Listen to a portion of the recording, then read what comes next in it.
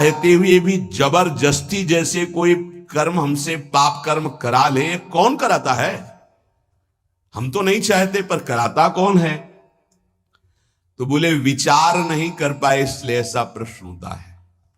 बिना चाहत के कोई पाप करा ले ऐसा सृष्टि में कोई विधान ही नहीं है। हम पाप तो नहीं करना चाहते, पर जिससे पाप होता है वो चाहते हैं। क्या? सुख भोग। कहां से? पर स्त्री, पर धन, नाना प्रकार के आचरण जो पाप आचरण हैं उनसे सुख चाहते, पाप नहीं करना चाहते, पर हम सुख भोगना चाहते हैं, सुख संग्रह करना चाहते हैं, इसी से पाप होते हैं। श्री भगवान से कह रहे केन प्रयुक्तोयम पापम चरति, किससे प्रेरित होकर पाप करता है? तो बोले संसार में सुख भोगने की चाहत ही पाप कराती है। देख लो इसको, जितनी भी जेल भरी है सुख भोगने की चाहत से, जितने भी नरकगामी होते हैं सुख भोगने की चाहत से। ये सुख भोगने की चाहत, इस शरीर से सुख भोगा मिला तो है नहीं, क्योंकि है नहीं वहां। इस शरीर को भोग लें, इस शरीर को, इस शरीर, इस वस्तु को, इस व्यक्ति को, इस स्थान को, भटकता पूरा जीवन पापाचरण करते। मैं नहीं चाहता पाप करना, मानते हैं, लेकिन पाप का मूल जो संसार से सुख भोगने की लालसा, उसी से पाप होता है। भगवान उत्तर दे रहे कामेश क्रोधेश रजो गुण समुद्भव, ये महासनो महापापमा विद्धेन मिहि वैरिणम। ये बड़ा भारी दुश्मन है, इसको कोई जल्दी परास्त नहीं कर पाता। ब्रह्मचर्य, गृहस्थ, वानप्रस्थ, सन्यास तभी सार्थक है जब इस दुश्मन को हरा दे, नहीं तो सब मिटिया मेट कर देता है। चाहे वैष्णव हो, चाहे ब्रह्मचारी हो, चाहे गृहस्थ हो, चाहे वानप्रस्थ हो, चाहे सन्यासी हो, एक ताल में सबको ठोक कर परास्त करने की ताकत रखने वाला ये विद्धेन मिहि वैरिणम, ये सबसे बड़ा दुश्मन है। क्या? बोले काम एष क्रोध एष रजो गुण समुद्भव, ये रजोगुण से उद्भव प्रकट होता है। क्या? बोले काम, और काम से प्रकट होता है क्रोध, और इन्हीं से सारे पाप होते हैं। रजोगुण कहते हैं राग को, राग ही काम का रूप धारण करता है, और द्वेष ही क्रोध का रूप धारण करता है। काम से राग पुष्ट होता है, और राग से काम की उत्पत्ति होती है। शरीर का राग, भोगों का राग, रुपये का राग, पद का राग, राग सर्वत्र राग। राग से ही काम, और काम से ही क्रोध, और काम और क्रोध ये दोनों महापाप कराने वाले हैं। और महासनो महापापमा, ये कभी तृप्त नहीं हो सकते। महासनो, चाहे जितना भोग लो आप, भगवान कह रहे हैं चाहे जितना भोग लो, ये कभी तृप्त होने वाले नहीं हैं। चाहे जितना पदार्थों का संग्रह कर लो, चाहे जितना सुख की सामग्री, वैभव, शरीर सब भोग लो, परिणाम में तुम्हारा हृदय जलेगा, घोर पाप बन जाएंगे, सुख का किनका भी नहीं मिलेगा। नहीं, इतना जीवन हो गया, देखो वैसे ही अतृप्ति, वैसे ही अशांति, वैसे ही भोग वासना। कामेश क्रोधेश, उत्पत्ति विनाशशील जड़ पदार्थों के संग्रह की इच्छा, और प्रकृति रचित शरीरों के भोगने में सुख की इच्छा, यही काम है, यही काम। ये पाप कर्म का मूल है। महापाप माय, महान पापी, महान पाप कराने वाला, महाशनो, कभी तृप्त ना होने वाला, काम के वशीभूत होकर के, जब उसमें बाधा पड़ती तो क्रोध के वशीभूत होकर के ये महान पाप बनते हैं। कभी दोनों से अलग अलग, कभी दोनों साथ मिलकर जीव को नष्ट किए हुए हैं पाप कर्म कराने में। 100-200 रुपया के लेन देन में झगड़ा हो गया, मार डाला। थोड़ी इंच 2 इंच जमीन के बंटवारे में मार डाला। क्रोध, कामना, वासना, उत्पत्ति विनाशशील पदार्थों के भोगने से कभी तृप्ति नहीं हो सकती। इसमें बहुत सुंदर वर्णन किया कि आप न चेन्द्रियाणाम भोगाभ्यासेन वै तृष्णम कर्तुम शक्यम कस्मात्। ये तो भोगाभ्यासान मनु विवर्धन्ते रागाः कौशलम चेन्द्रियाणाम तस्मादनुपायः सुखस्य भोगाभ्यासा सा खलवयम वृश्चिक विषभीत इवासी विषेण दष्टो यह सुखार्थी विषयानुवासितो महति दुख पंके निमग्नो इति। जब मनुष्य के हृदय में भोग वासना जागृत होती है तो प्रथम नहीं होती, बहुत जन्मों की वो है, अभ्यास उसका है। भोगाभ्यास के स्कूल कहीं नहीं है, शिक्षण प्रशिक्षण इसका नहीं होता। भोगाभ्यास पूर्व से, जैसे रसेंद्री का भोग, तो बच्चा पैदा हुआ, किसी ने शिक्षा नहीं दी, मां का वक्षा स्थल स्तन लगाया गया, पीना शुरू कर दिया, दूध की बोतल लगाई गई, किसने सिखाया है? भोगाभ्यास उसका पूर्व से दृढ़ है, वो शरीर नया पाया है लेकिन पुराना है, वो पुरातन है, वो जीव भगवान का अंश सनातन। अब जैसे जैसे यौवन अवस्था का उन्मेष होता है, सब भोग भोगने की प्रबल कामना जागृत होती है। अगर उपासक ये बात समझ ले, बहुत जल्दी विश्राम मिल जाए, जो यहां समझाना चाहते हैं। कह रहे हैं कि नाचेन्द्रियाणाम भोगाभ्यासेन वै तृष्णम कर्तुम शक्यम। हमारे अंदर जो एक इच्छा जागृत होती है कि मैं भोग लूं तो शांति मिल जाएगी, सबके अंदर है। जिस जिस भोग को मन सामने रखता है, लगता है पैसा देके जबरदस्ती कुछ भी हो, इसको मैं भोग लूं तो मैं सुखी हो जाऊंगा, शांत हो जाऊंगा, तृप्त हो जाऊंगा। यहां कह रहे गलत सलाह दे रही, बुद्धि भ्रष्ट है इसलिए गलत सलाह दे रही। नाचेन्द्रियाणाम भोगाभ्यासेन वै तृष्णम कर्तुम शक्यम। ये इंद्रियों का भोग कभी तुम्हारी तृष्णा को शांति प्रदान कर ही नहीं सकता। अगर धर्म पूर्वक काम का भोग किया जाए तो वैराग्य दृढ़ हो जाएगा। इसीलिए धर्म की मर्यादा के अंतर्गत भोग को, काम को भगवान ने अपना स्वरूप कहा है विभूतियों में। धर्म पूर्वक काम का सेवन सृष्टि संचालन के लिए धर्म पूर्वक, शास्त्र मर्यादा के अनुसार। ये जो आज चल रहा है ना, ये पहले कभी नहीं था। बड़ी मर्यादा है, जिसका उपहास किया जाता है ना मर्यादाओं का, उन्हीं मर्यादाओं में सुरक्षित थे। पूर्व की मर्यादाओं को, धर्म मर्यादाओं को, शास्त्र मर्यादाओं को आज के बच्चे उपहास करते हैं। ए पुराने जमाने के, ऐसे करके, ए पुरानी बातों को रखने वाले। नहीं नहीं, आपका जीवन बड़ा नवीन, उत्तम और स्मृतिवान, राष्ट्र सेवक, भगवत भक्त और महान उन्नति के लायक आप हो जाएंगे यदि आप पुरानी बात को समझेंगे। पुरानी माने पुरातन, पुरातन माने सनातन, सनातन माने समस्त शास्त्र सम्मत बात। नवीन नवीन बच्चे नवीन नवीन अवस्था में जब ये अभ्यास, पूर्वाभ्यास भोगों का जागृत होता है तो ये हमको शिक्षा देता है अंदर से गलत। अगर भोग लूं तो शांति मिल जाएगी, भोग लूं तो प्रसन्नता मिल जाएगी, सुख मिल जाएगा। शास्त्र कहता है न चेन्द्रियाणाम भोगाभ्यासेन वै तृष्णम कर्तुम शक्यम। आज आदर्श शास्त्र नहीं रखे जा रहे, आदर्श ब्रह्म ऋषि नहीं है, आज आदर्श विदेशी सिद्धांत है। भोगाभ्यास, विलासिता, मनमानी आचरण। नहीं नहीं भाई, ये गंगा यमुना का परम पावन, भगवद अवतारों से परम पवित्र भारत देश है। यहां धर्म प्रधान और मोक्ष पदवी प्राप्त करना केवल इसी क्षेत्र में है और नहीं है। ध्यान रखना, ये भारत भूमि का विधान केवल है, अन्यत्र तो भोगाभ्यास है, यहां योगाभ्यास है। अंदर अपनी इंद्रियों का दमन करके, मन का दमन करके परमात्मा आनंद में मगन होने वाला ये भूमि यहां की शिक्षा देती है, यहां के ब्रह्म ऋषियों की ये शिक्षा है। ये भ्रम हटा दीजिए, ये महाबैरी महापापी कभी ना घाने वाला काम हमारी बुद्धि को भ्रष्ट करके प्रेरणा देता है। इसे भोग लूं, ये सुंदर, इसे भोग लूं, ये वस्तु भोग लूं, ये व्यक्ति भोग लूं। भोग लो, कितनी बार मर चुके हो भोग भोग के, इस बार भी मर जाओगे, कुछ हाथ नहीं लगने वाला। देख लो, अनंत बार भोग चुके, अनंत बार क्या क्या नहीं बने होंगे, क्या क्या नहीं भोगे होंगे। इसी जन्म में देख लो क्या क्या नहीं भोग रहे हो, क्या क्या नहीं भोग लिया, क्या है आपके पास। शास्त्र की आज्ञा मानोगे तो सुखी, शांत और महान बन जाओगे।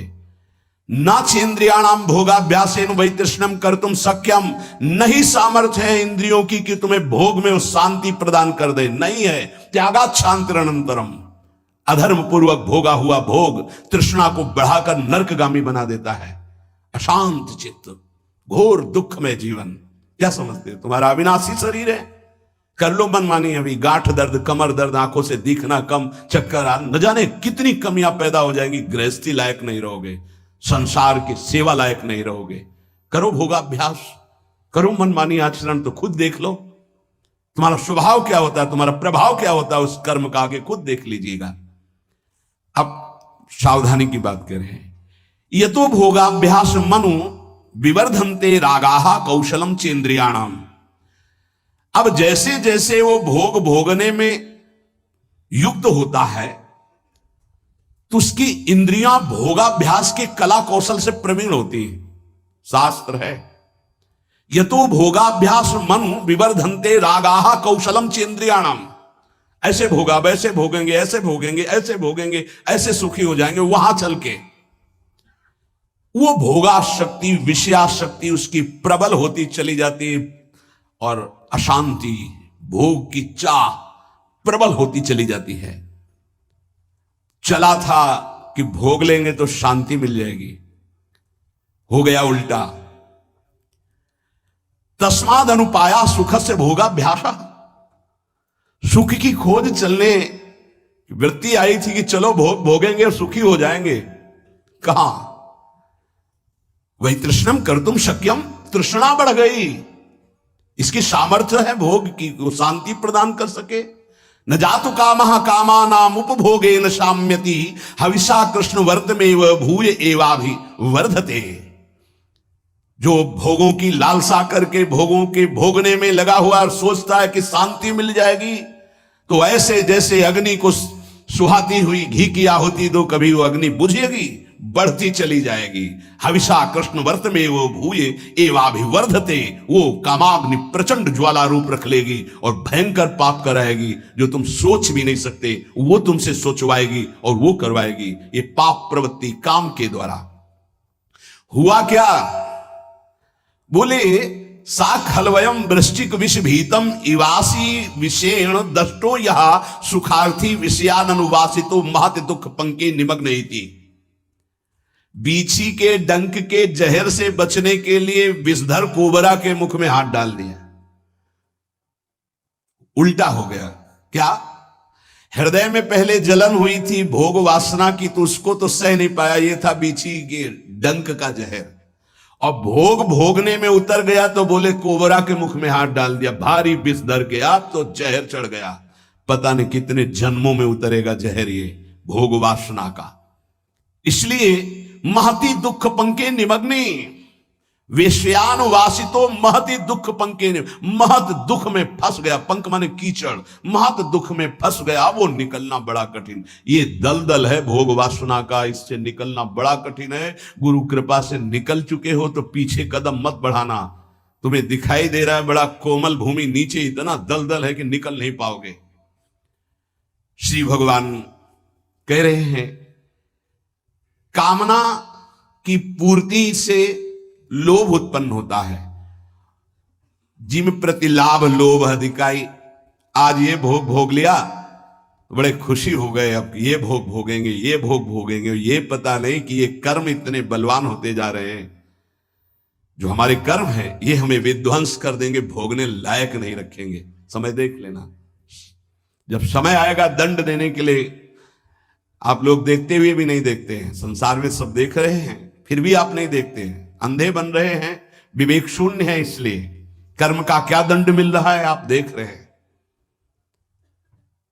गाना बज रहा है, 5 लोग बैठे मस्ती से, नौजवान, गाड़ी एकदम चल रही रफ्तार से, वो शासन बिगड़ गया और एक्सीडेंट हुआ, दरे पे मृत्यु हो गई। क्या है? उनको 1 सेकंड पहले पता नहीं मैं झूम रहा हूं, मेरा आखिरी झूमना होगा। अब अगला जन्म किस योनि में जाएगा पता नहीं है। मदिरा की उन्मत्तता, रजोगुण चढ़ा हुआ, तमोगुण की ज्वाला हृदय में जला रही, नष्ट हो गया शरीर। न भगवत चिंतन, न क्या कीमती मनुष्य जीवन का दुरुपयोग। ये कामना की पूर्ति के लिए नाना प्रकार की कुचेष्टाएं पैदा हो जाती हैं। कैसे कैसे नारकी गतियां, यही नारकी गतियां, कैसी कैसी राक्षसी बुद्धि सवार हो जाती है। एक नादान बच्चा है जिसको अपने हित हित का पता नहीं है, ऐसी ऐसी चेष्टाएं मार के फेंक दिए। ये राक्षस, तेरे शरीर में एक सुई चुभे तो तुझे इतना कष्ट महसूस होगा, और उसके शरीर को जला दिया, नष्ट कर दिया, काट के फेंक दिया। क्या हुआ? ये महान पाप कराने वाला राक्षस काम उसकी बुद्धि पे सवार है। कामेश क्रोधेश रजोगुण समुद्भवः महासनो महापापमा विद्धेनमि वैरिणम। ये दुश्मन, अंदर से इस दुश्मन को देखो। ये कामना संपूर्ण पापों, संतापों, दुखों और जन्म मरण की जड़ है। ये काम, ये कामना। कामना वाले व्यक्ति को जागृत में सुख मिलना तो दूर रहा, स्वप्न में भी कभी सुख नहीं मिल सकता। काम अछत सुख सपने हो नहीं। जो चाहते हैं कि हमें कभी दुख ना मिले, कभी चिंता, कभी शोक, कभी भय ना मिले, तो एक काम से बचो। पाप कराने की मूल जड़ काम है, और पाप से ही दुख, चिंता, भय, शोक, नाना प्रकार की नारकी गतियां मिलती हैं। नाशवान पदार्थों के भोगों की ये कामना तुम्हारी बढ़ती चली जाएगी, कभी तृप्त नहीं होगी। अविनाशी परमात्मा की प्राप्ति के लिए तुम्हें मानव देह मिला था। यहां उदाहरण विदेश से नहीं दिया जाएगा कि वो बड़े सुखी हैं। तुम्हारी बुद्धि सुख को जानती है क्या? जब हमारे देश की भक्ति और ज्ञान का जरा सा किनका मिला तो वेश बदल लिया, देश बदल लिया, और हमारे भारतीय संतों के सामने घुटने टेक करके, याचना करके ज्ञान और भक्ति की भिक्षा मांगते नजर आए, जिनको तुम सुखी कह रहे हो। प्रमाद में सुखी होना और ज्ञान में सुखी होना, भक्ति में सुखी होना, यह अंतर है। लौकिक उन्नति कोई उन्नति नहीं है। आध्यात्मिक उन्नति के साथ लौकिक उन्नति का महत्व है। यदि आध्यात्मिक उन्नति नहीं है, लौकिक उन्नति है, तो पशुता और राक्षसी बुद्धि बढ़ती चली जाएगी। देख लेना, वही हो रहा है। अध्यात्म को, शास्त्र को, ब्रह्म ऋषियों के वचनों को अगर प्रमाण माना जाएगा तो हम भारतीयों का जीवन उन्नतिशील, परम पवित्र, धैर्यवान होगा। हमारा देश धर्मयुक्त रहा है, धर्मयुक्त है, और आगे भी धर्मयुक्त रहेगा, क्योंकि कभी धर्म का नाश नहीं हो सकता। धर्म सनातन है। हां, कम हो सकता है, धर्म को धारण करने वाले कम हो सकते हैं, लेकिन ऐसा नहीं हो सकता अभी। हां, आगे चलकर 4,32,000 है, जब आखिरी में आएगा तो भ्रष्टाचारा सब संसारा धर्म सुने नहीं काना, उस समय भले हो, अभी तो ऐसा नहीं। एक से एक महान धर्मात्मा, महात्मा पुरुष हैं। ये उत्पत्ति विनाशशील पदार्थों में सुख की भावना से सब संसार विचरण करता है।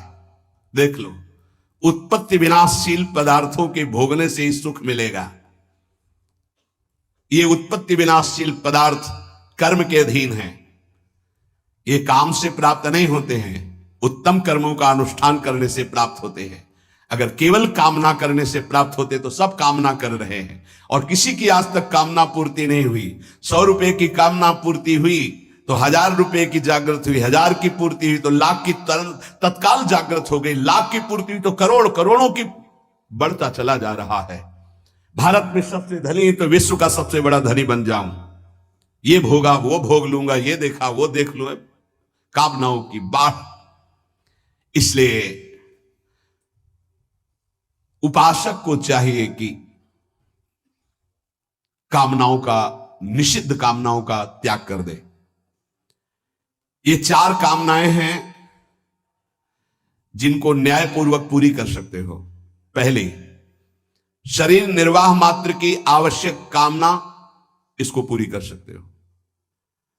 जैसे वर्तमान में कामना उत्पन्न हुई, प्यास लगी है, भूख लगी है, भोजन की कामना है,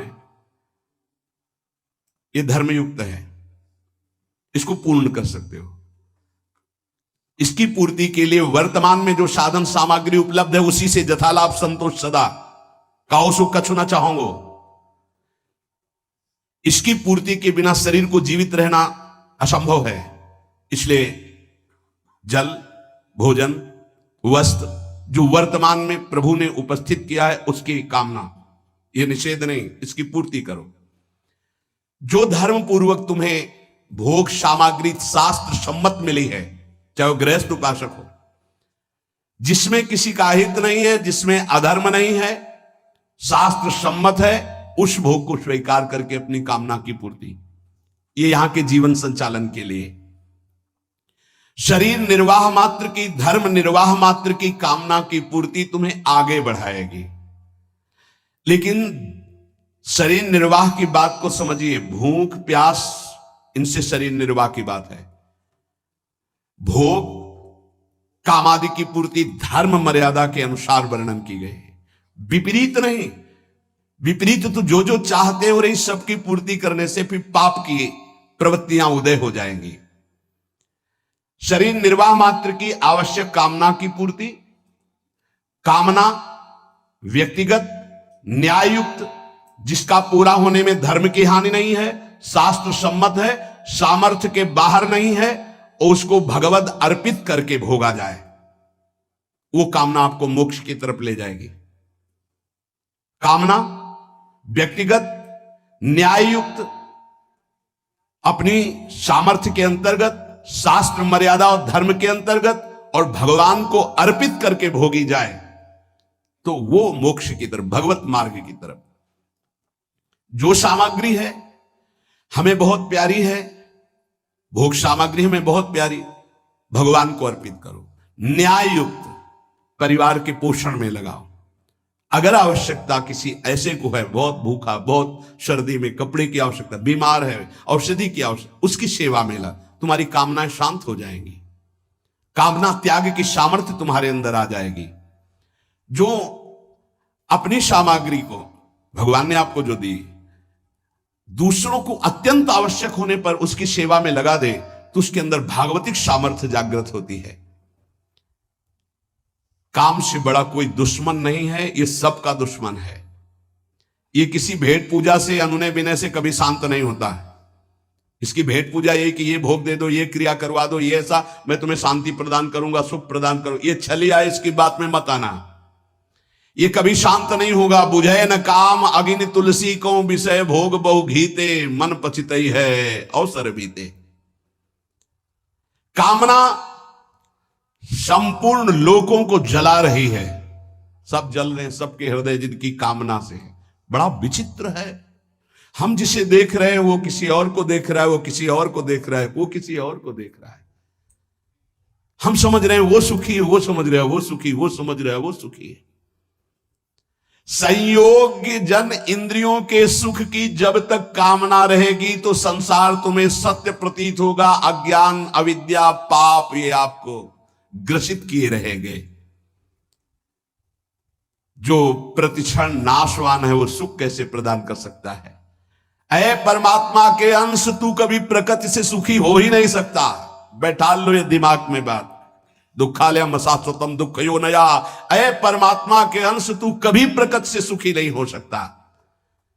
जैसे चलचित्र सिनेमा में पके हुए अंगूर दिखाई देते हैं तो क्या तुम्हें खाने को मिल जाएंगे? तो बोले वो तो मिलेंगे नहीं, चित्र के हैं। ऐसे इस चित्र के भोगने से तेरे को कभी शांति मिल सकती है? भोग के साफ संसार देख रहा है, क्या शांति मिली? और तृष्णा और भोगने की इच्छा।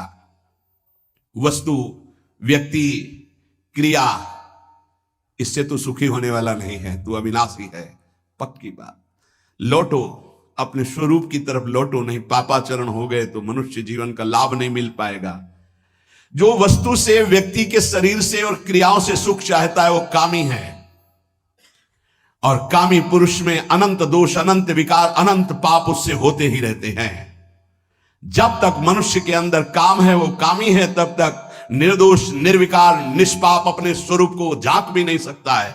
अपने स्वरूप को वो इस शरीर को भोगने की, शरीर सुख सामग्री की, बस इसी की चिंता में पूरा जीवन निकाल देगी। इतने रुपए प्रॉफिट होने लगी रोज, अब इतने होगी, इससे ये खरीदूंगा, इससे ये भोगूंगा, ये इसके लिए जमा करूंगा, वो उसके लिए जमा करूंगा, सोचते सोचते मर जाता है, और जिसलिए आया था वो कार्य पूरा नहीं कर पाता। निरंतर भगवदाकार मंत्राकार वृत्ति। कर्म तीन प्रकार के होते हैं, इष्ट, अनिष्ट और मिश्र। इष्ट जो हमें चाहिए, चाहे जैसे मिले मुझे चाहिए। अनिष्ट, अनिष्ट निषिद्ध कर्म। ए इष्ट तो केवल हमारे हृदय में प्रियालाल ही होने चाहिए। मुझे प्रियालाल चाहिए, बच जाओगे, ये बचा लेंगे। अगर भोग इष्ट हुए तो अनिष्ट हुए बिना रह नहीं सकते। पापाचरण भी करवा के रखेंगे। ये भोग की चाह कभी सीधे मार्ग में नहीं चलती, जहां से भी मिले वैसे ही भोगने की इच्छा प्रकट हो जाती है। शास्त्र निषिद्ध कर्म, ये मूर्खतावश कहते हैं कि हमारे प्रारब्ध में लिखा था इसलिए हमारा प्रारब्ध से शास्त्र निषिद्ध कर्म नहीं होते। ये कामना से होते हैं, काम से, अविद्या से, अज्ञान से होते हैं। प्रारब्ध कर्म केवल फल भोग उपस्थित करके निवृत्त हो जाता है, पाप कर्म नहीं कराता। पाप का फल आएगा दुख, पुण्य का फल आएगा सुख सामग्री। वो तुमसे पाप कर्म नहीं कराएगा। प्रारब्ध में इतनी ताकत नहीं कि तुमसे पाप कर्म कराए, वो तुम्हारी मूर्खता है, तुम्हारी कामना है। निषिद्ध कर्म प्रारब्ध नहीं करा सकता, वासना कराती है। प्रारब्ध का फल भोग पीछे जो निषिद्ध हुआ है उसका दुख आएगा, जो पुण्य हुआ है उसका सुख आएगा, लौकिक सामग्री, लौकिक उन्नति। पाप कर्म प्रारब्ध नहीं कराता। ये जो लोग कहते हैं ना कि ऐसा हमारे भाग्य में लिखा था, तो काल ही कर्म ईश्वर मिथ्या दोष लगाए। रजोगुण से एक राग काम पैदा होता है और पापों का खेल शुरू हो जाता है। अब ये हृदय को बहुत बुरी तरह जकड़ लिए है काम ने, बहुत बुरी तरह। देख लो सब ऐसे जैसे किसी ने खूंटे में बांध दिया हो कस के। अब निकलना मुश्किल है, बार बार निकलने की कोशिश करता है, फिर उसी में धंस जाता है काम। इसलिए बलिहारी गुरुदेव भगवान की, जिनकी वचन मात्र से इस भारी माया प्रपंच से जीव निकल जाता है। पकड़ लो वचन पर निकल गए, तुम्हें कोई रोक नहीं सकता, क्योंकि जिनकी रचना है वही तुम्हें निकालने के लिए आए हैं। ये पाप है, ऐसी जानकारी भी है, कामना भी प्रवृत्त हो गई है, नहीं करना चाहिए ये भी चाहते, फिर भी हो रहा है। तो ये जो जानकारी है इसका हम प्रयोग क्यों नहीं कर पा रहे? जो हमें जानकारी है, जैसे आज जानकारी हुई, सुना आपने कि कभी भोगने से तृप्ति नहीं होगी तो मुझे रुक जाना चाहिए, पर जानकारी भी हो, जान भी रहा हूं कि पाप है, फिर भी क्यों नहीं रुक पा रहा हूं? तो भगवान आगे वर्णन करते हैं, धूमे नाव्रियते वह्निर यथा दर्शो मलेन च यथोल्बेनामृतो गर्भस तथा तेने दमामृतम। जैसे धुएं से अग्नि ढक जाती है, मैल से दर्पण ढक जाता है, और जैसे झिल्ली से गर्भ ढका रहता है, ऐसे ही काम ज्ञान को ढके हुए है।